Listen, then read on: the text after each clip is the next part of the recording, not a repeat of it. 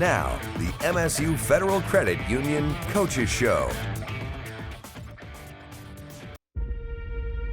We'd like to have a consistent approach, and we know we got a lot to fix. The defense, responded multiple times, and that was awesome to see.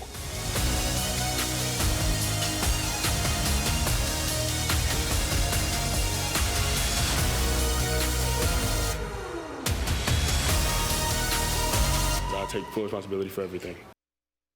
With win number 1 in the books for Jonathan Smith here at Michigan State, he'll be looking for win number 2 this Saturday at 3:30 when the Spartans play at Maryland. But going back to that first win, it's been pretty clear after talking with a lot of the players this past week, they know they can play better than the 16-10 win they had over Florida Atlantic, especially on offense. The Spartans didn't score a single point in the second half against the Owls this past Friday, and we sat down with Smith this week to talk more about that season-opening win and what's to come for his team.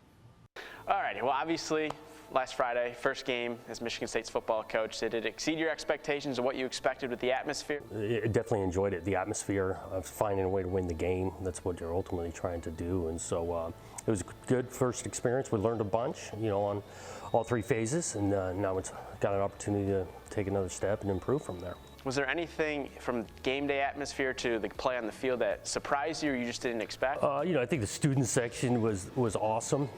Maybe a little bit late arrival just with all the lightning going on and stuff. And so as that thing continued to fill, students made a difference. Yeah, in that fourth quarter you talked about you want to play your best football in the fourth quarter. What do you feel like stood out about the fourth quarter, especially on defense? Yeah, the defensive response, because they needed to get multiple stops. We want to do a better job offensively, getting some first downs around the clock to end the game.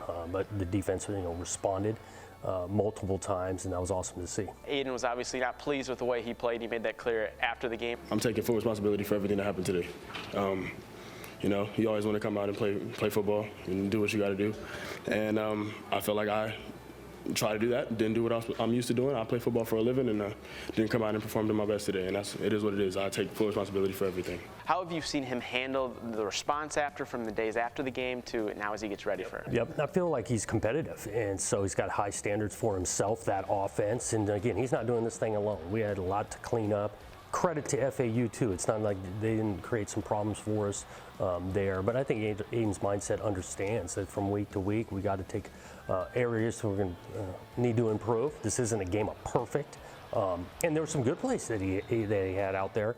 We just want to build on those. You talked too after the game that your first start you had 5 turnovers. Yeah, was that against Cal? It was Cal at home, and so I bring that up to not just him, but always you want to be working at it. And Aiden's a better player than I ever was, and he's got an opportunity to take it next week and play well. So in a way, do you understand sort of like the pressure of being a quarterback, and do you help him at all, try to handle that pressure and maybe calm down? Well, and again, I think the guy, I don't think he was overly anxious or things. That the game was moving fast, and he needed to get some help around him.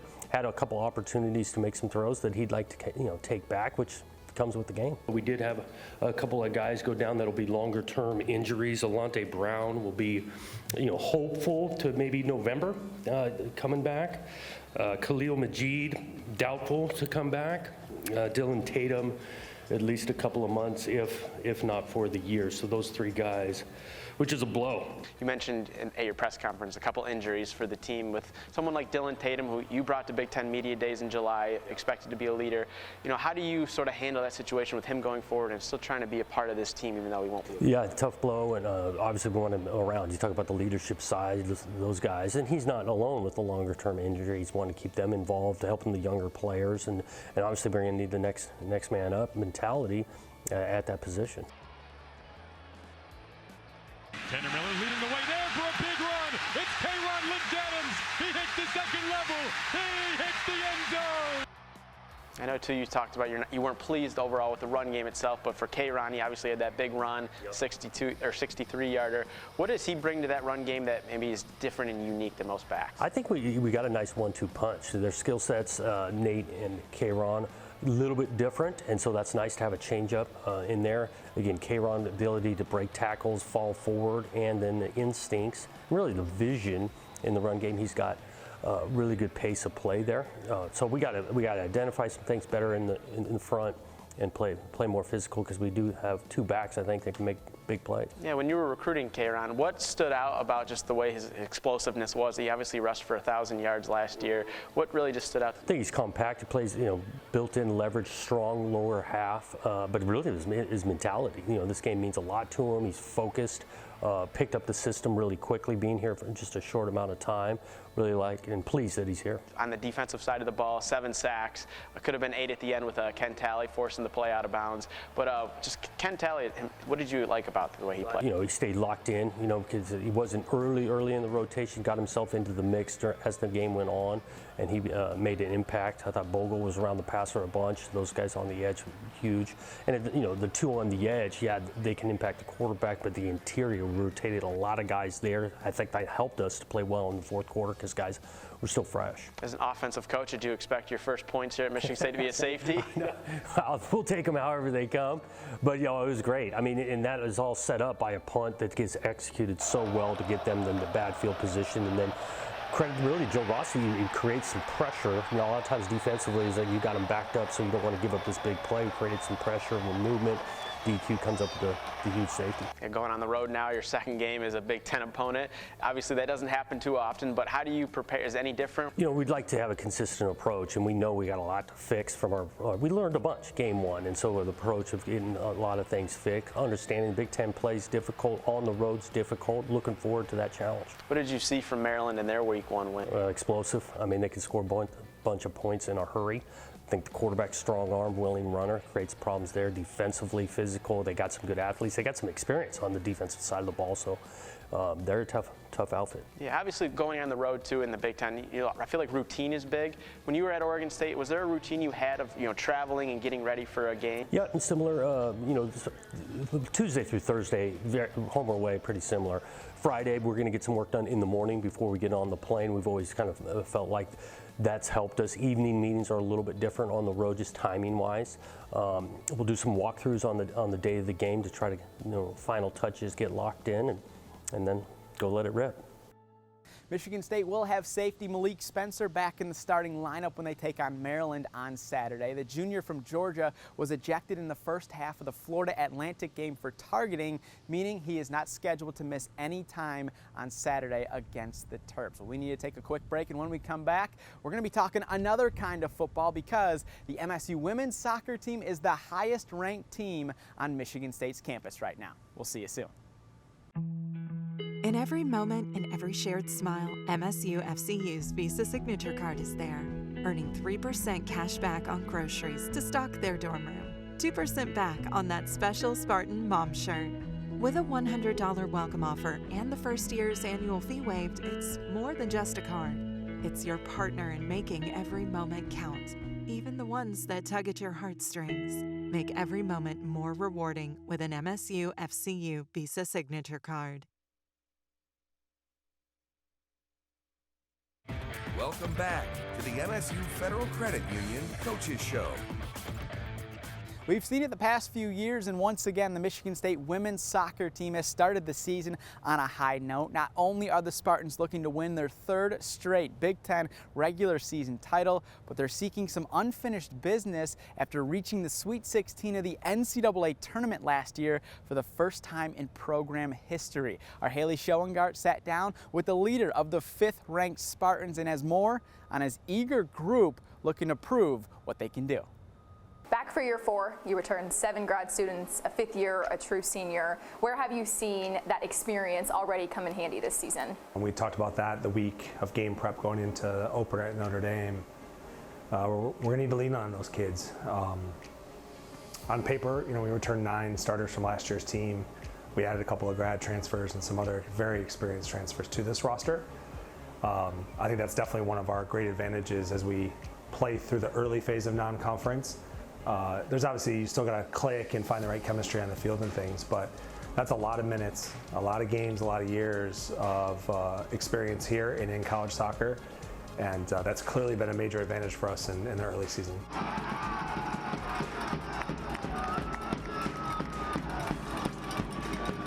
one of those people you bring back, Justina Gaynor, the 2023 Big Ten Midfielder of the Year. How is she going to leave a legacy that lasts far beyond her years when she's here in East Lansing? Yeah, she's already one of our most accomplished players in program history. For her to make the decision to come back to Michigan State feeling like there's unfinished business when she would have had so many opportunities to go pro a year ago, I think speaks to how much she cares about this place, how much she cares about our soccer program. And when you have a player doing that, I think it creates buy-in from the rest of the group a lot easier. You brought in the highest ranked recruiting class in program history this past fall. What's different about recruiting after winning the Big Ten titles and Big Ten Coach of the Year? I mean, you have more things to point to. You know, we're selling results. I think a lot of programs are selling the hope or idea that one given player or one recruiting class can help turn a program around or build. We have now results to point to. So it's definitely helped recruiting. I mean, having success definitely helps that, but staying true to your core of what you stand for in terms of your culture and those values are going to be super important too. And what is your sales pitch to these people that you're looking at bringing into your program? Ultimately, do you want to be elite? Like we stand on the idea of family and commitment and work ethic, gratitude, and do demonstrate those things. But additionally, obviously you have to perform at a very high level. And if you're someone that I ask the question all the time, do you like to win or hate to lose? If you hate to lose, I think you do a little bit more work. I think you're a little more desperate to do the things that it takes to be successful. I think our players are wired that way. So we're very upfront. We might lose some recruits early on because of that, but it takes a very tough-minded kid, I think, and player to be as highly successful as you possibly can.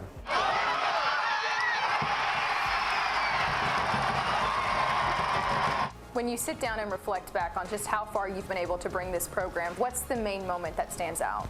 There's a lot. I mean, I think from the very start, going undefeated non-conference, I don't know if we'd ever be in this place if we didn't win that very first Big Ten game together at Indiana, nationally ranked. I mean, we had seniors on that team that had only won 1 or 2 Big Ten games their whole career, and then you start 1-0 in the Big Ten on the road. I think that created a ton of belief in the momentum, and that was a total chess match game. I mean, we started a formation we hadn't played, changed formations 9 or 10 times throughout the match.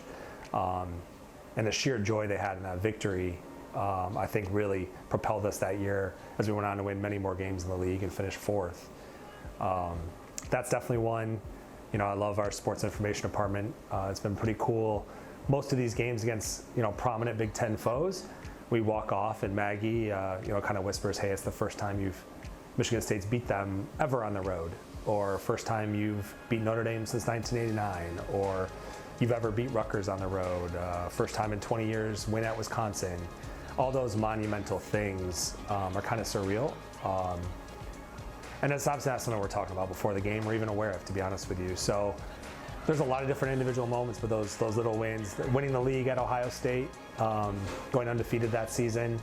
Our team didn't even know that it was a possibility to be Big Ten champions that night. To be able to share them with that pure surprise and joy, to have Alan Haller and a lot of our leadership down at that game to share in it too, made for really special moments. So, but it's also some of the tough losses or ties we've had and the way that they've responded and came back with even better ones the next time. It's still early on, but where do you think this team can go come October in postseason time? Yeah, this is our deepest team. I think that's where we ran out of some gas in that BYU match a year ago. We had 5 players probably that we were really comfortable with, could really impact the game at a high level off the bench. And really, we've got about 10 of those right now, even as we have some players still getting back from health issues over the summer, or even as we lose a player, we still have incredible depth in this group. The freshman class can be really impactful, or is going to be really important to us. Julia has been a spotlight in their starting 11 already as a freshman. Kaden McPherson, Grace Jackson have done some good things, and we've got some other players, Sam Maroney, Cassidy Corsione, that are going to be really good. They just need to get a little more acclimatized to the speed of the play of the game, the fitness level that this game demands at this level. Someone who has helped add depth and experience to Jeff Hostler's squad is grad student midfielder Gabby Mueller, who sat down with our Tyler Driesinga to discuss more on the relationship she has with one teammate who continues to follow her wherever she goes on the pitch. We'll have more on that story right after the break. I love getting out and trying new things, but my seizures have always kept me back. Thankfully, the providers and researchers at MSU Healthcare work together to get my epilepsy under control. So now I can try anything. At MSU Healthcare, helping you do you is what matters most to us. In fact, it's our mission. Visit healthcare.msu.edu to find a provider. Welcome back to the MSU Federal Credit Union Coaches Show. Gabby Mueller and Mackenzie Anthony were two transfers from Baylor University last season who helped the Michigan State women's soccer team win a Big Ten regular season title, and both are back for another season in East Lansing. Our Tyler Driesinga sat down with Mueller to discuss more on how she has turned into a leader and the friendship that has helped her do so. From Macomb, Michigan, number 7, Gabby Mueller. When Gabby Mueller was a freshman at Macomb Dakota High School, she took a recruiting visit to Central Michigan, having no idea she was about to meet the person who would one day become her closest friend. Graduate from Wheaton, Illinois, number 14, Mackenzie Anthony. Mackenzie Anthony was on the same visit to Mount Pleasant. According to Mueller, their dads became fast friends. The two girls found out they played on rival club teams and met again a short time later. It was crazy because right after our Central Michigan visit, I went on a visit to Baylor, and in the stands I look up and there's Mackenzie. And I'm like, why is this girl following me? What is going on? And then she walked right up and said hi, and I told her, yeah, I think I'm planning on coming here. And she's like, I don't know, it's a little far for me. And then we just went our separate ways. And then I saw on social media she committed to Baylor, and then we texted and we're like, we have to be roommates. The pair have been roommates ever since, for 5 years now. After 3 years at Baylor, a coaching change caused them both to enter the transfer portal. That's where Michigan State head coach Jeff Hostler came in. Initially, it wasn't intentional. We needed a forward, we needed an attacking mid. We reached out to each of them individually, and I didn't know until they got closer to their visit how close they were as friends. But they're two really special people. You know, they were seeking something that was more competitive, more challenging, really what they were seeking when they went to Baylor in the first place. And to have them here making the impact they are, you know, brings a really big smile to my face. So in effect, you know, you go to Baylor, get to spread your wings a little bit. Yes. And then come back with a new best friend. Yes. And play soccer in front of your friends and family and win a Big Ten title. Yes. Has your college soccer experience been as great as it sounds? Yes, honestly it has. Baylor was a dream come true. You talked about spreading my wings, and that's truly what I did. And so coming back here, it was a bit of a transition, an adjustment, but with Mackenzie by my side and my friends and family around me, it was awesome. And again, with the ring, the Big Ten ring, that was just the cherry on top. And you come here, in your first game, you scored the only goal. Yes. And Mackenzie has the assist. Yes. It's starting to sound like a movie here, Gabby. So it's funny you say that, because when people ask about us or they're asking questions about our life, we always say it is a movie. Especially our freshman, sophomore, junior year, and then even here, it's just, all of it has just been a movie.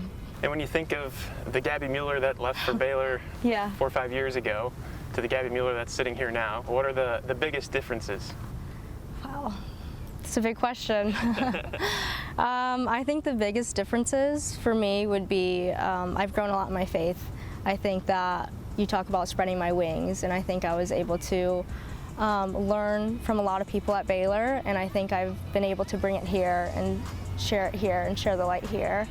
I think my soccer skill and mental toughness has really been a big part of it. Going into Baylor freshman year, I was just like high on life. I didn't know what was going on. And here there's definitely more challenges, but I think growing up a little bit has given me more tools to, you know, attack those and to bring those around me with me. In 5 years of college soccer, Mueller has grown from that wide-eyed freshman into a confident, capable leader on one of the best teams in the country. Her faith and family have been big reasons why. So too has her high school rival turned best friend. And how has Mackenzie helped you grow as a person? Yeah, so like I said, we were really opposites when we first met. I was a bit of a spitfire freshman year, and she was just like this happy-go-lucky girl, and I didn't understand. I was like, she's always happy, like 24/7. And not that I wasn't, but I was just more of like a realist. I was like, well, there's this going on too. She's like, yeah, just always glass half full. So I think that has really rubbed off on me a lot in the best way possible. I think we balanced each other out great, and she's helped me see like the brighter side of things.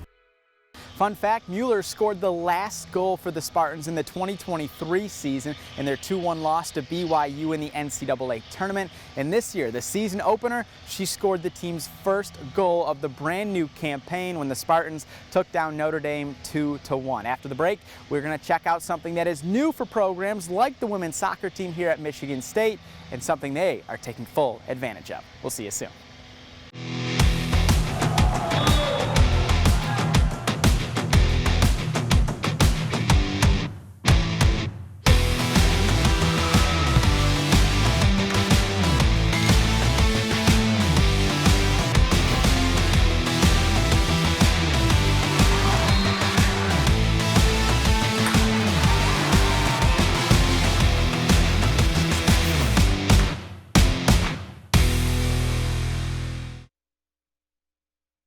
Welcome back to the MSU Federal Credit Union Coaches Show. Ever since 2021, college athletes have been able to benefit off their name, image, and likeness. And while you may hear a lot of the bad stories that come with NIL, like certain players being promised millions of dollars just to attend a certain school, there is a lot of good that comes with NIL, such as the brand new Women of Sparta program the MSU Federal Credit Union launched last month. At Michigan State, women's sports are competing at a high level. The women's soccer team is currently ranked 5th in the country. The women's golf team is set to begin the season ranked number 13. The volleyball program won 9 conference games last season, which is its most since 2017. And under first-year head coach Robin Freilich last season, the women's basketball team won its most games in 8 years.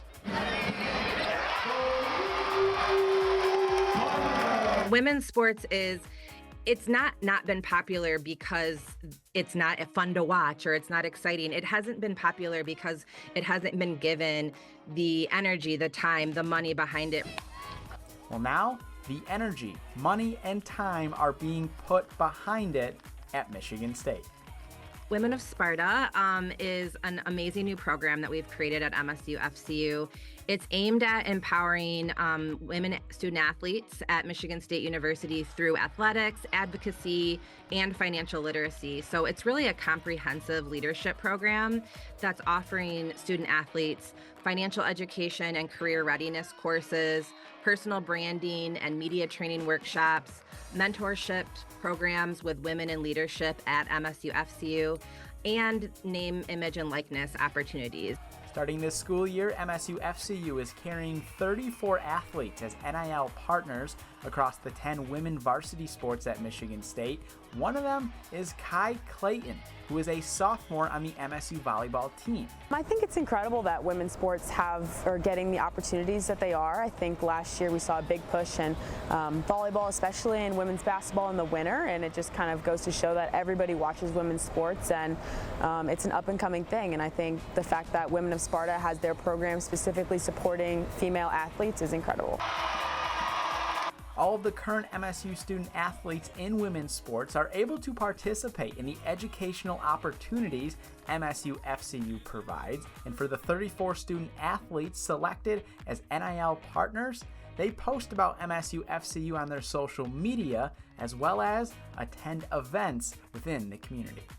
Oftentimes they connect with the kids, they sign autographs, the kids love it, our members love it. So it really does help it helps them network, it helps them learn about community engagement, and it's been a really great experience for us at the credit union as well as for the athletes. I think it's definitely great to be supported by the community. I think it just shows how much Michigan State is supported by not only athletics, but also people like MSU FCU and Women of Sparta. As the volleyball season continues for MSU MSU. We'll have much more with head coach Leah Johnson and her squad. And then pretty soon, we'll be back at the Breslin Center to chat with Robin Freilich, who will be getting ready for her second year as the women's basketball coach at MSU. As always, we appreciate you watching this week's show. We hope you enjoyed. And before we say goodbye, here's our Play of the Week. Now, the Play of the Week, sponsored by Schupan & Sons. Despite Michigan State football coach Jonathan Smith being an offensive-minded coach, the first points during his tenure at MSU came via a safety as Dequan Dowse picked up the sack in the end zone in Michigan State's 16-10 win over Florida Atlantic last Friday. Dowse is a transfer from Georgia Tech and had one of MSU's 7 sacks in the season-opening win over Florida Atlantic. We could all use more joy, more silly, more laughter and love. When you make more room in your heart and home for a Michigan child in foster care, you don't just give this joy, you receive it. Become a foster parent to a child until they can safely reunite with their family. Get started at michigan.gov/hope for a home.